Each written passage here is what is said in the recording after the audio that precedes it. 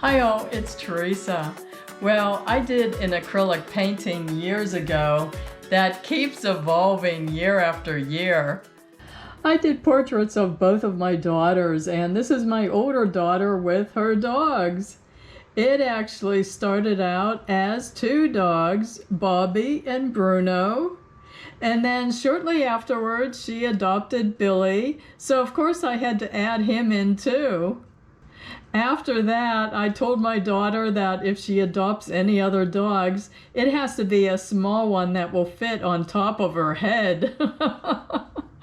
So along came Tessa. So that's where we are now. I have to add Tessa into the portrait. So I just use these inexpensive bottles of acrylic paint that you can get at the craft store. And I just have some basic colors here, and I mix them to get the colors I want for my painting. And I use a pie pan or palette paper to mix my paints on.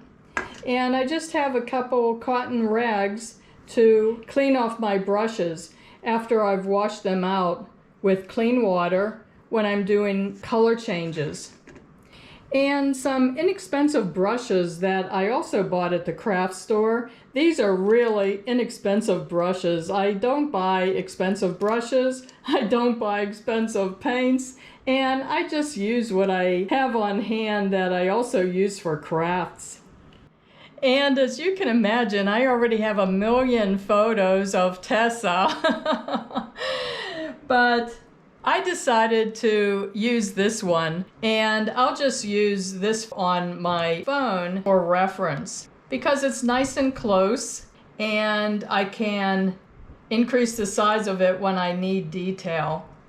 So this is such a great photo of Tessa because I'm going to put her little tooth that catches on her lip and it makes her look so cute.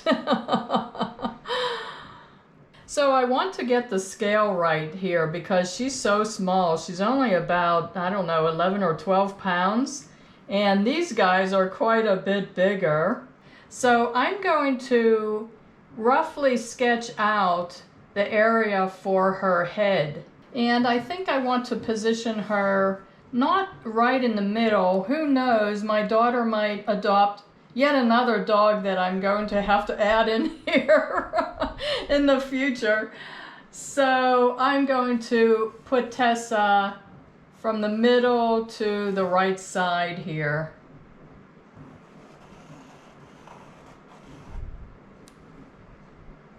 And that looks like about the size of her head right there. You could also Xerox a photograph and make it the size you need it and trace it onto a canvas using graphite paper. Okay, so that's about the size of Tessa's head compared to the other dogs. And this will be her body right in here.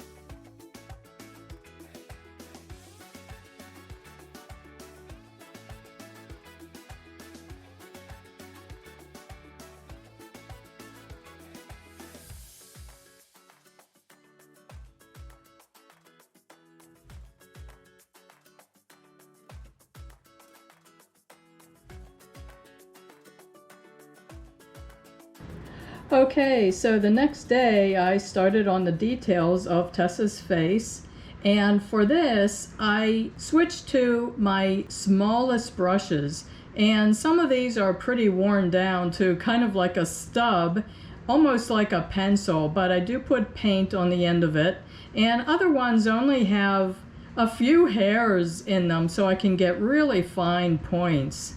And some of them I chipped out a little, or I like to use them because they're kind of ragged.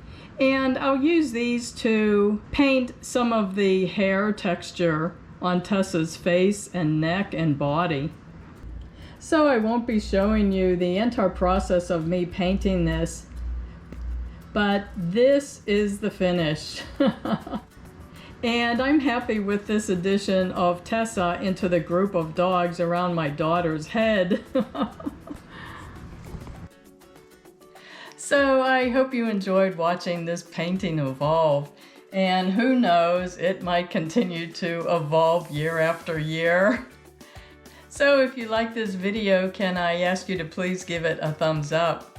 And thanks so much for watching. I really do appreciate the viewer support. Bye-bye.